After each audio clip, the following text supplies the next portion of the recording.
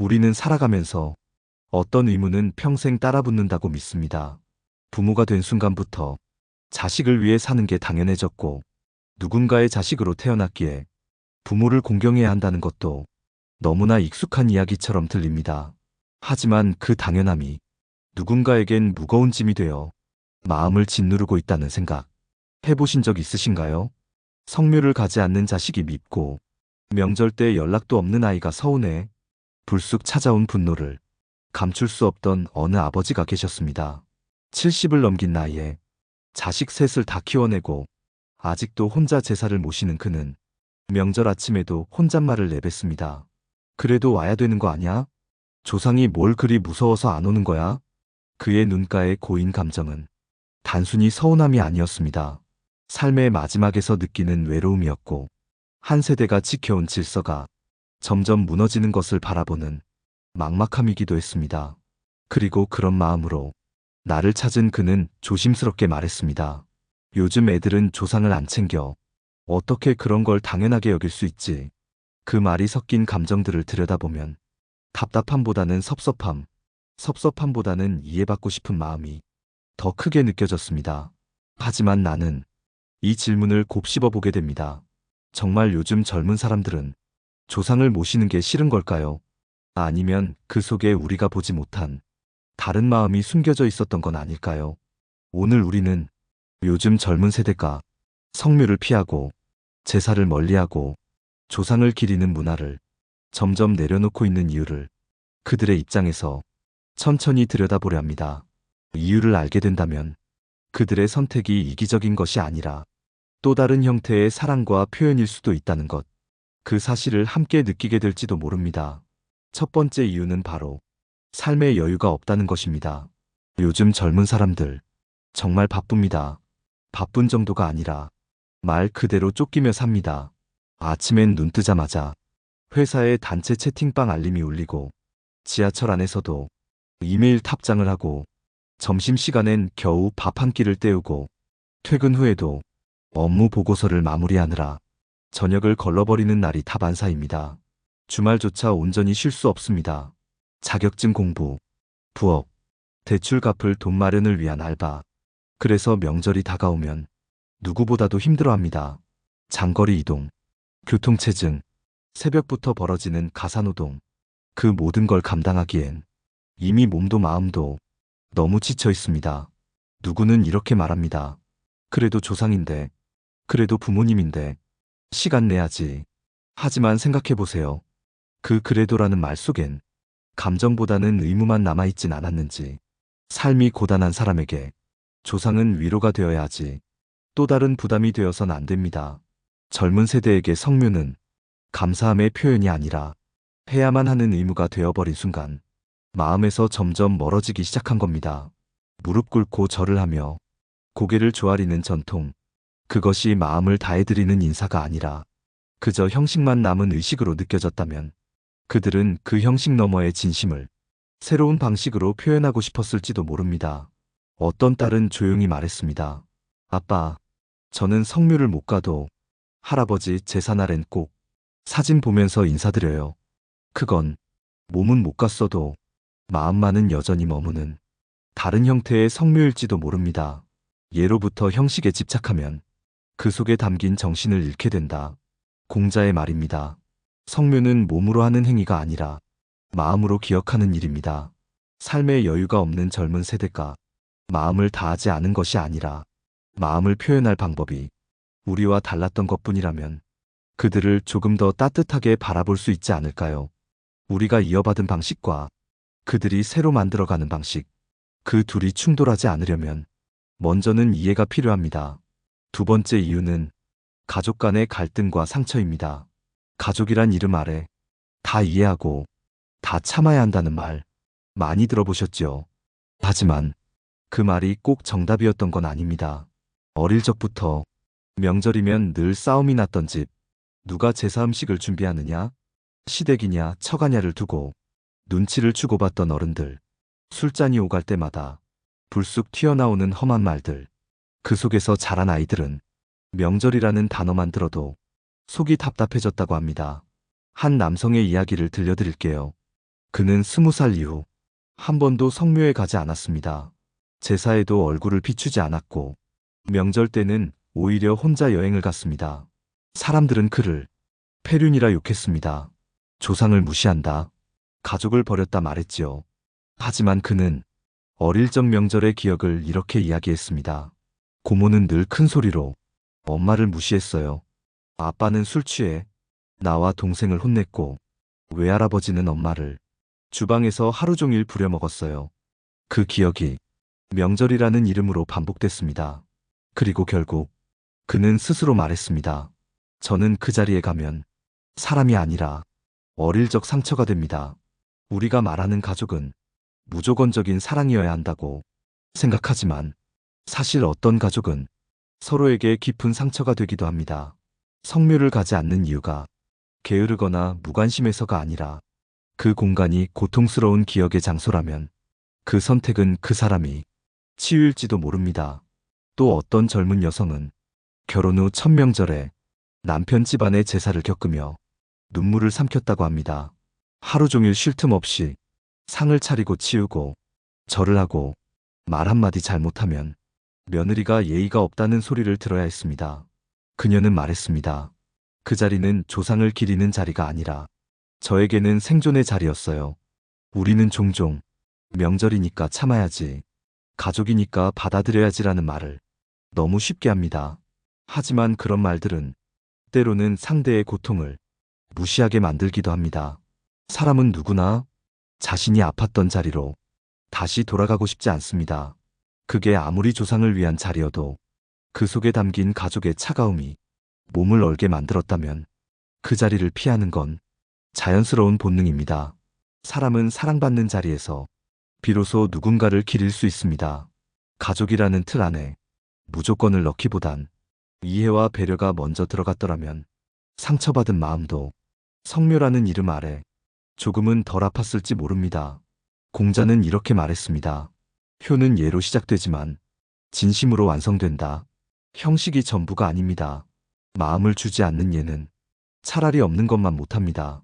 만약 누군가 성묘를 거절하거나 제사에 참석하지 않는다면 그 사람의 마음 속에 우리가 보지 못한 어떤 아픔이 있는 건 아닌지 한 번쯤 생각해 보는 것, 그것도 또 다른 형태의 효일지 모릅니다. 젊은 사람들이 조상을 잊은 게 아닙니다. 다만 그들이 기억하는 방식이 우리와 달라졌을 뿐입니다. 세 번째 이유는 조상에 대한 감정의 단절입니다. 한 아이가 이렇게 말했습니다. 제사를 드리는 건 알겠는데 그분이 어떤 분인지 나는 아무것도 몰라요. 우리가 부모를 그리워하고 할머니를 떠올릴 수 있는 건 그분들과 함께했던 기억이 우리 안에 살아있기 때문입니다.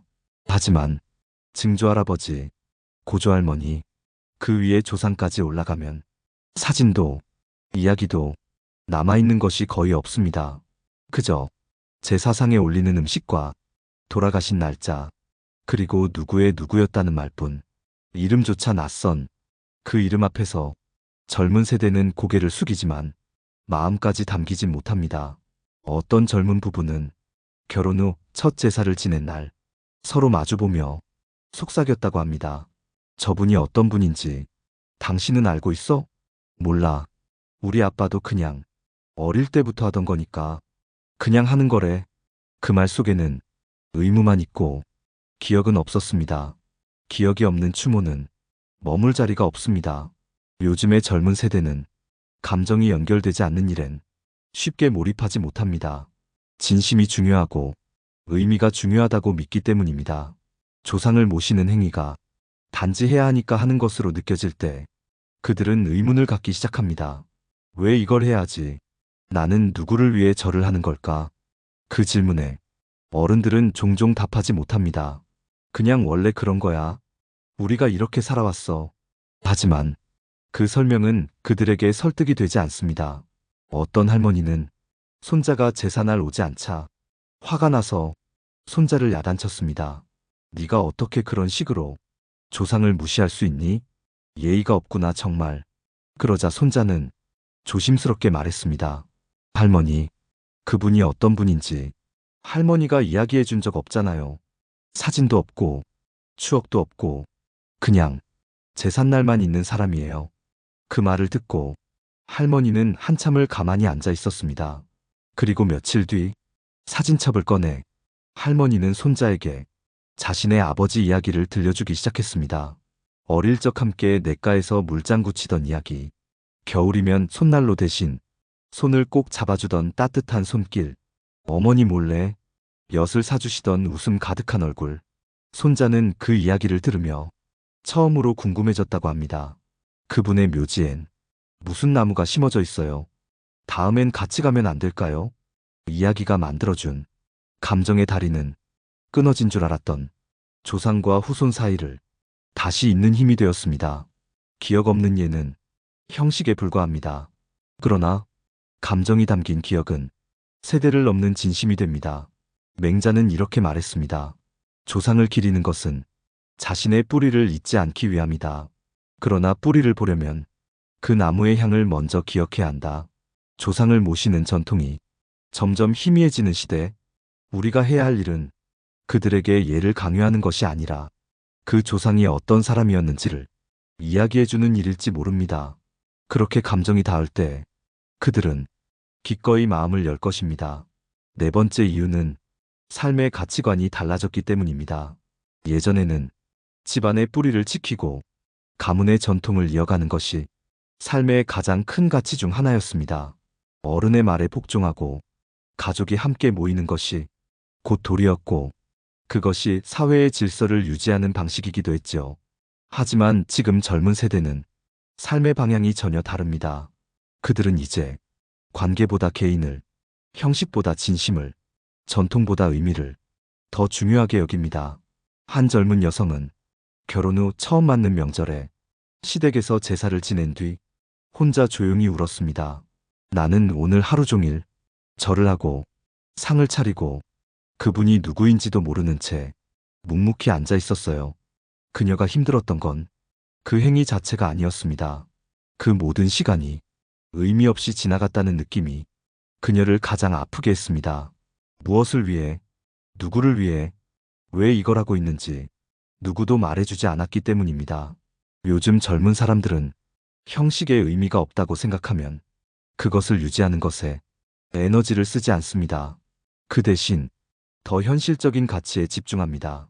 내 삶이 어떤 방향으로 흘러가는지, 내가 소중히 여기는 것이 무엇인지, 내 마음이 지금 어디에 있는지, 그걸 더 중요하게 여깁니다. 어떤 젊은 남성은 명절 때 시골집 대신 노인 요양원에 봉사를 갑니다. 그가 말했습니다. 제가 존경하고 그리워하는 할아버지는 이제 이 세상에 안 계세요. 하지만 그분을 생각하며 지금 이 순간 누군가를 도울 수 있다면 그게 더 진짜 제사 같아요. 우리는 종종 그런 새로운 시도를 보며 요즘 애들 정말 몰상식하다고 말합니다. 하지만 그건 몰상식이 아니라 새로운 방식의 존중일 수 있습니다.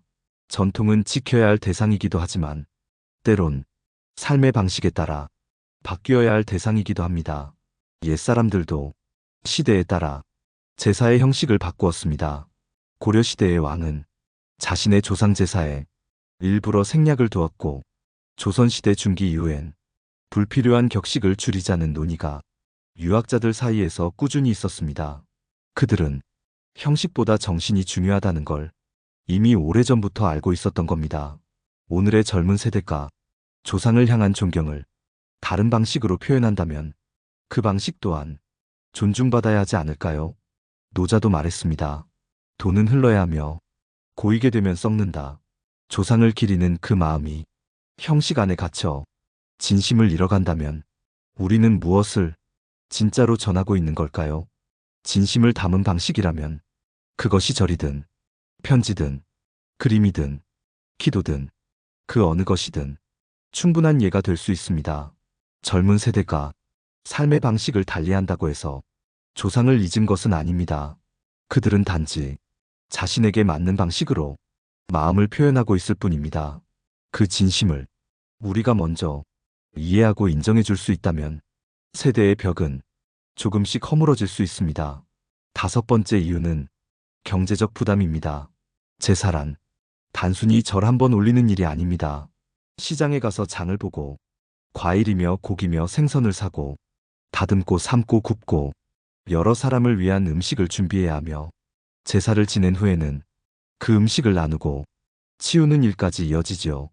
그 모든 과정엔 시간과 노동, 그리고 돈이 들어갑니다.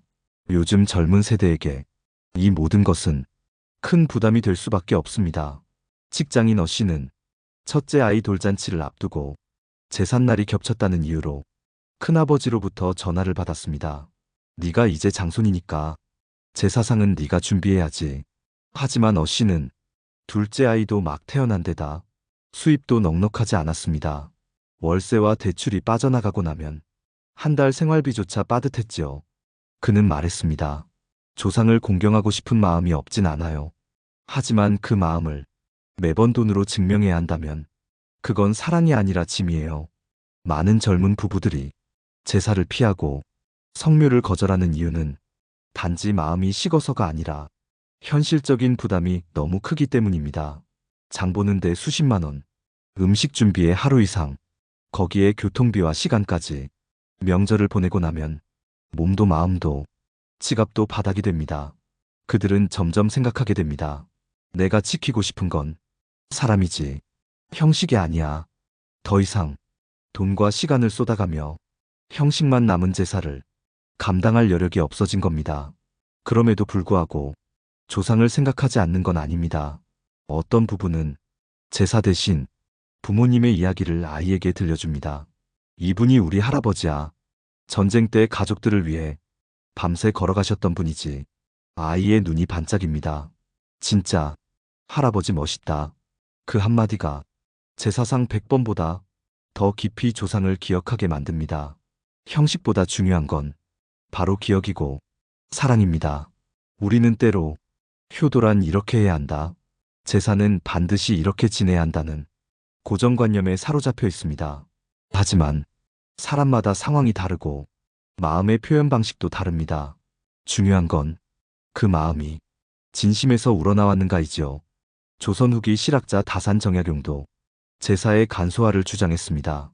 허례허식은 사람의 마음을 가리고 정성을 왜곡하게 만든다. 다산은 진심을 잃은 예법은 오히려 사람을 멀어지게 한다고 보았습니다.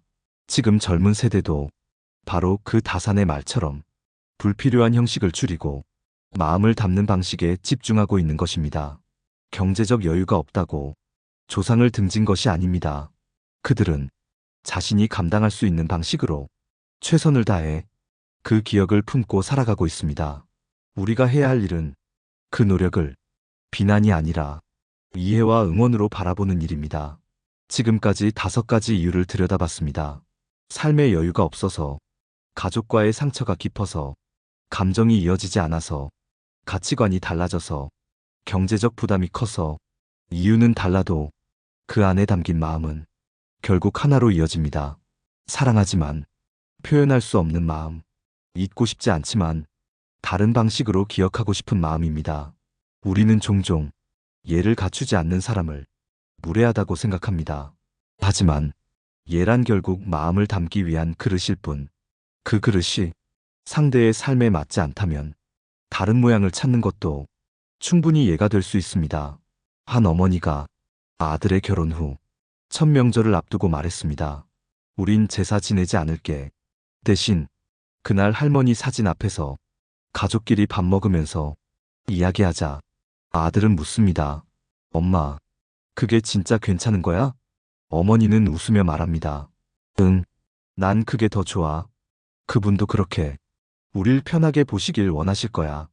그날 그 가족은 음식을 소박하게 차리고 할머니 사진 앞에서 하나씩 기억을 나눴습니다. 웃기도 하고 울기도 하며 조용히 할머니를 그리워했습니다.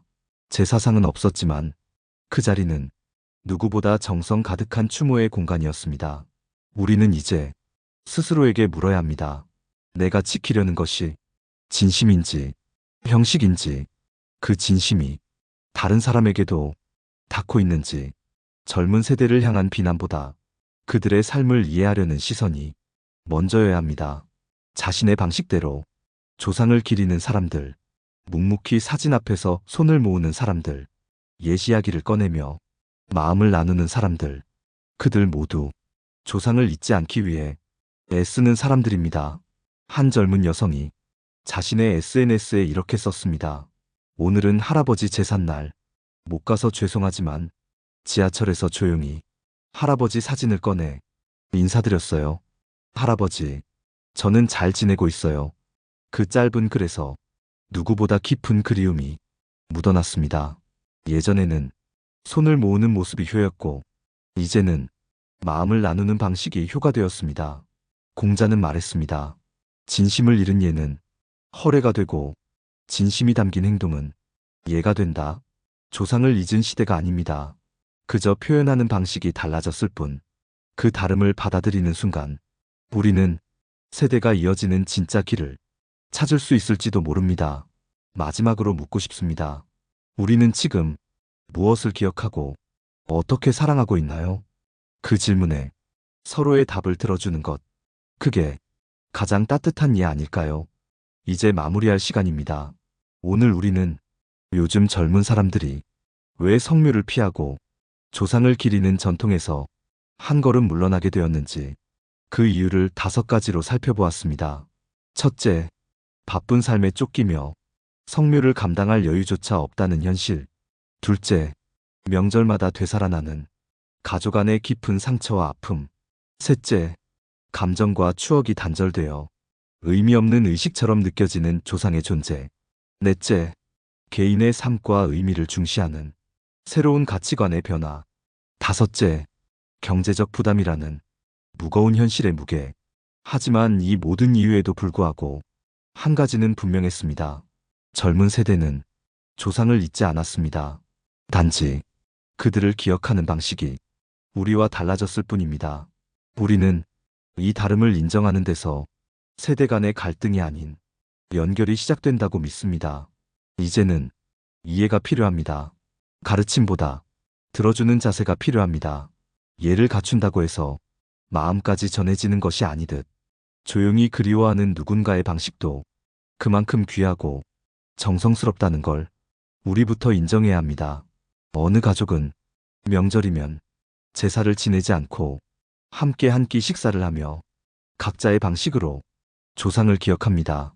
어머니는 손으로 전을 부치며 할아버지 이야기를 꺼냅니다. 너희 할아버지는 이전 좋아하셨지. 겨울이면 꼭 김치 넣고 노릇노릇하게 부쳐달랬단다. 그 이야기를 들으며 손주들은 비로소 그분을 마음속에 그리기 시작합니다.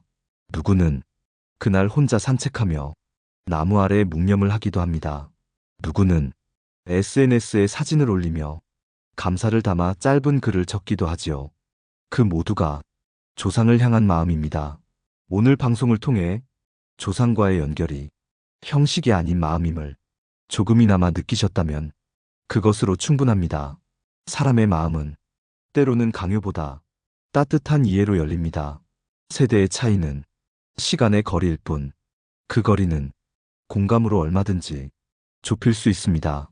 마지막으로 함께 나누고 싶은 말이 있습니다. 표는 말로 하는 것이 아니라 그 사람을 마음에 품는 일입니다. 비록 그 길이 우리와 다를지라도 그 마음만은 같을 수 있다는 걸 믿어주셨으면 합니다. 오늘 이야기가 당신의 마음에 작은 울림이 되었기를 바랍니다. 만약 그렇다면 당신의 생각도 댓글로 나눠주세요. 구독과 좋아요는 이 따뜻한 대화를 더 오래 이어갈 수 있는 작은 힘이 됩니다. 다음 시간엔 한국인의 마음속 깊이 자리 잡은 또 하나의 감정에 대해 함께 이야기 나눠보려 합니다. 그때도 당신이 이 자리에 있어 주신다면 참 고맙겠습니다. 지금까지 지혜의 샘이었습니다.